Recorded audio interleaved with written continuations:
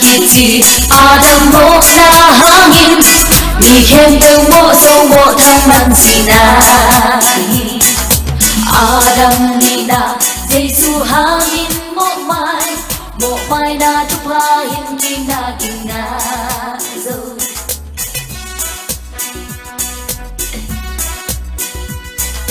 Bigat kiti Adam mo na hangin Nihem teu mo so mo taman sinai Adam nina Jesu hangin mo mai na tupahin kinagingay Jesu kema tokin na le nun tang na kai hi hong kem tuk tei asi hangin ang ta con tung ding hi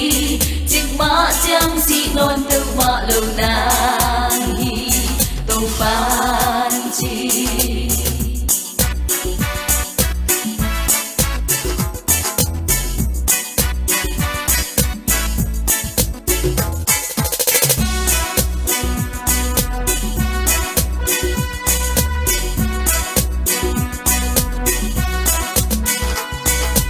Bigat kiti Adam mo na hangin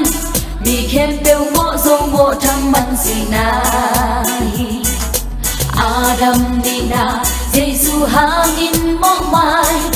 mai na tupahin kinagingay Jesu kema tokin na le dun tang na kai hi hong kem tuk tei asi hangin ang ta ton tung ding hi ching ma chang si non teu ma lâu nang hi tô pan chi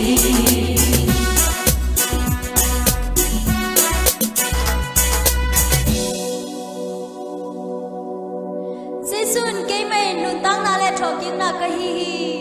kay te asyang in anung ta king chin chi na si na hai chi qua tu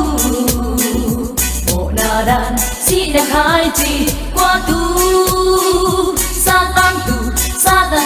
hin ki na khai chi qua tu e sang bel e te hong hon pasya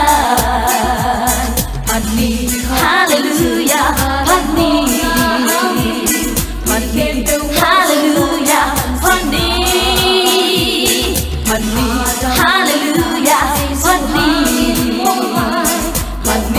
hallelujah Pani Jesu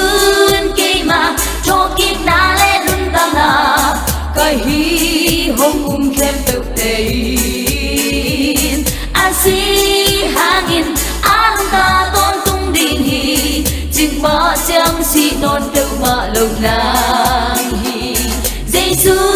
kema tokin na le nun tang na kai hi hong kem tuk tei asi hangin ang ta ton tung ding hi ching ma chang si non teu ma lâu nang hi ching ma chang si non teu ma lâu nang hi ching ma chang si non teu ma lâu nang hi ching ma chang si non teu ma lâu nang